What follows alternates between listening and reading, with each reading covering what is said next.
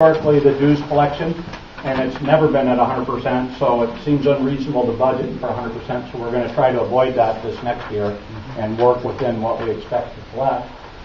Okay, so other than that, the budget was very, very well done, and you can see that we were able to stay within all the budget categories, save maybe the professional landscaping and one other category. I think it was banking charge. Okay, so there you go. Okay, so there's our actual numbers down the middle. 17.1 for dues collection. That's through the end of October, and when Cindy gets back, we'll get that updated. And you'll find all this information on our website. So when we update it, when Cindy gets back, you'll be able to look at it and see what the current dues collection is. And then the year-to-date difference, and the numbers in parentheses are where we fell short of our budgeted expectations. So in the income category, you'll see $2,400 up there where we fell short in dues collection. When you divide that by 150 bucks, that tells you how many people haven't paid. Now, some of those are 50% payers and haven't paid the second 50%, that kind of thing. But collection is going to be a major, major issue for 2011. And I think it should be. And as you scan down, then these ones that fall short are actually budgeted categories where we spent less. If there's brackets, that means we spent less in that category than what was budgeted. Okay? And then at the very bottom, 2690.08, I believe that number is. That is the amount that we held in surplus after all of the expenses and all of the income. Okay? Any questions? Okay. And then the blue column, that's the 2011 budget. That's based on not only this year, because this year was exceptional. We spent a lot of money on the trails. We spent a lot of money on the trees. Those are things that won't have to be spent next year. But that budget is based on this year's income potential, the dues collection, as well as historical. If you look at the historical on the flip side of your piece of paper, you'll see that historically, the dues collection, 17, 18, 19, 18, 18, and then 17. Year's not over, we expect to collect somewhere around 18. But so we based our dues collection based on historical progress. So, Tom? Yes? Question? If you go back to 2003 and add up all of the dues that we didn't collect, what's the total of that since 2003? Jim, do you have that uncollected dues number? I had it last year. I haven't updated it this year, but we're talking a couple $1,000s. There are about 4 or 5 people who have like 4 or 5 years with no payments. So there's like 3 or 4 people that have the majority of our backlogged unpaid dues in past years. Yeah, it's not enough to run the organization, but it's a significant amount, and part of it's a fairness factor. If we're all paying our dues, then we should all pay our dues. Yes, sir. It's still the case that when they would sell their house, there would be a lien against the... Yes. Yeah, we've had very good luck collecting dues at the time of sale. So, but unfortunately, sales are really low, so I can't expect to collect all the back dues on house sales. No, Warren's done a good job trying to liquidate properties in our neighborhood. And, hey, that's commission. But no, we do focus on that. If a house goes up for sale, we look for that, for whether or not revenue's been received yet, and we definitely go for that one. Yeah. So historical data, 2003 to 2010. There's some other factors in there. The years of assessment for the mailboxes. You'll see a spike in the association dues. And I put in a line item, special assessment, and you'll see that it's 0 in these ones that just have a little mark in there. But in 2006, 2007, there was the special assessment for mailboxes. And over time, I'll break that out of that $30,000 in dues collection and get you a real number for what the assessment was versus actual dues collection. And not that we anticipate ever having an assessment again, but you never know what might happen.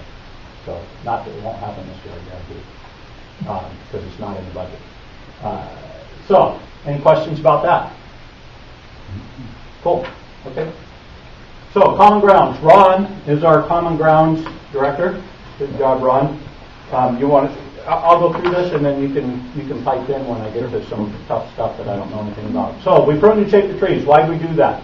Well, first off, appearance. Remember that in our covenants and bylaws, the whole establishment of our association was to bring value to the homeowners and to your home. And so home values are top of mind right now because everybody wants to maintain what little value you have left in your home.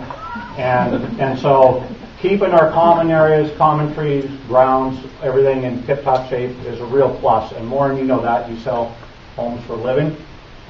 It's huge. People look at our neighborhood and want to live here because we have a nice looking neighborhood.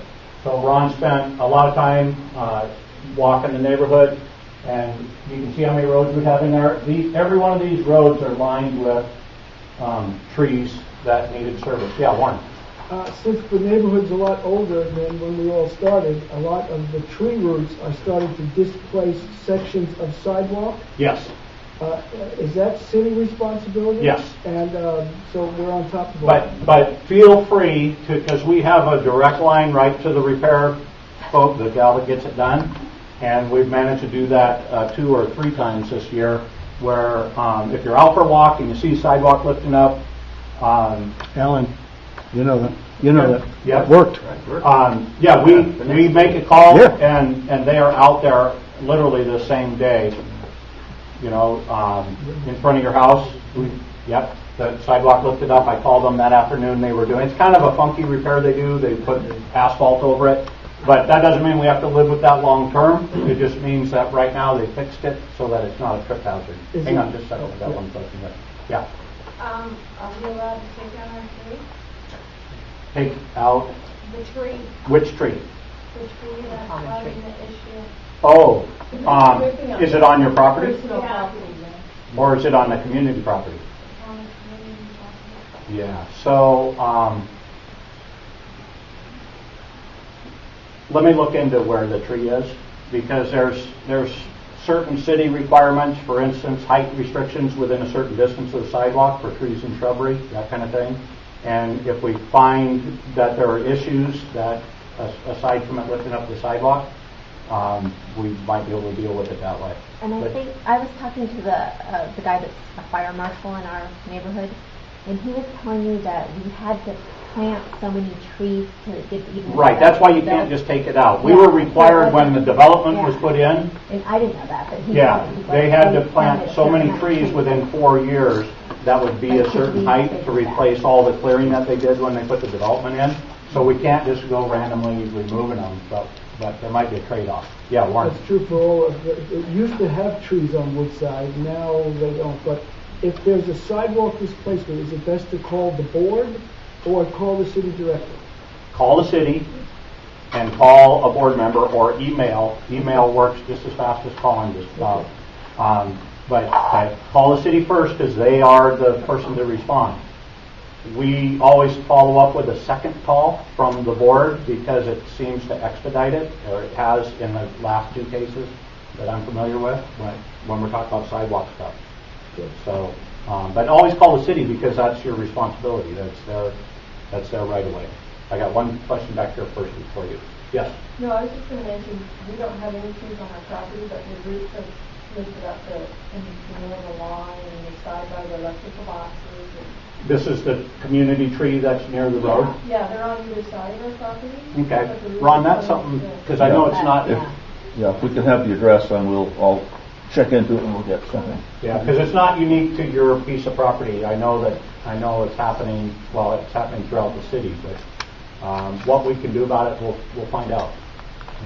And definitely we want to take care of it, because the city, if they're going to come in, if they ever replace a pad of sidewalk, they cut them off and they pour new concrete in there, and they wait for it to grow up and do it again. Do we have one more? Yeah, question. No, I was just going to comment with as far as the sidewalks and it's the more people that call in to complain to Public Works, it's the squeaky wheel gets the grease, and especially now when snow starts coming again, if the hill gets slippery, they really do prioritize based on the number of calls that come in on what they plow first or what they get to once they do the main arterials. Then they'll start coming up there if they get enough We need calls. all call. And with the sidewalks, they have the temporary fixes, that asphalt patch, but then in the summertime when they have some of their summer seasonal When the crews crews working, out doing that's it. where they grind. They'll come and they'll grind it down and make it more of a more aesthetic fix as far as just that lump of of asphalt. That's just a temporary fix. And that'll probably take a call. Yeah, it to takes get them calls. to actually, because they did the asphalt last spring and never came back and grind it or anything. No, it just takes more people to call, the more you're going to get.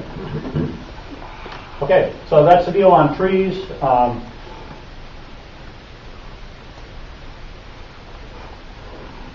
Okay, so just if you haven't looked around our neighborhood lately, there's some views from our neighborhood, and it is really a cool neighborhood.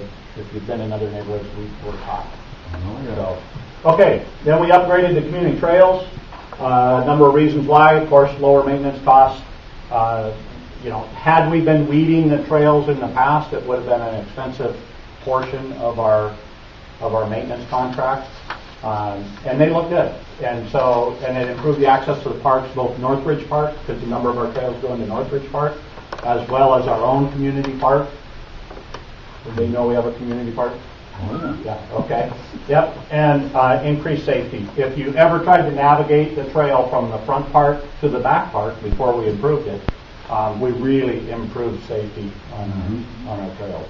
So, that's where our trails are located. Okay, somewhere around here. Okay, those are the trails that we all agreed upon last year to improve. This is our new park entrance. Okay, that you might remember it as a little cutout off of Woodside Way where the rocks were falling down, and yeah, that's it now, and it works great. Okay, that's a trail, typical trail. I think half of the trails that we have going into the parks and stuff look like this now. But that's a trail off of West Hills into the park. That's the trail between the front park and the back park. Okay, so this one happens to have chosen landscaping, so we landscape both sides and put the gravel trail in there. That used to be just like a river rock thing. I mean, it was really something. That is the trail to Northridge Park from Woodside Court. Okay, this was a trail in question last year at our meeting. It's been a trail that's up in the air a lot as far as what to do with it. This is how it ended up. It's not really a trail at all, but it does look nice, and it matches all of our cul-de-sac improvements, in the center of the cul-de-sac where we have good landscaping, similar plants, that kind of thing. So please don't walk up that trail and into Northridge Park because they don't want us entering the park at that spot. So we call it a trail only because it used to be a trail. Okay, and then lastly, Ron researched park improvements. We got some ideas over there. Those are long-term thoughts. What we'd like to do is make some progress in that area as time and money permits. But the park, everybody, now that we know we have a park, everybody's interested in using it, and we're trying to come up with useful space in the park so that we can, get some value out of it and keep our home values where they should be. We also spent some volunteer time thatching and seeding the park, and Tom, Over there. Tom, he came up with a great idea of renting equipment and then sharing it with neighbors, and so we managed to share the cost of that equipment over the course of a weekend and really, really get good value out of that equipment to thatch our park area. And what's really impressive is the way Ron can thatch the grass and balance a bottle of water on his at the same time. So we did that. We added a couple of picnic tables to the park. They've been there. When did we do that? Last spring? The springtime, yeah. Last spring, and then we painted them this summer, and it's a huge improvement because if you have kids playing there, you can sit at the table, or you can just go down there and sit at the table. Won't leave. Okay. Okay, so that's where our park is. That's when I keep referring to the front park. It's the one off the Woodside, and the back park is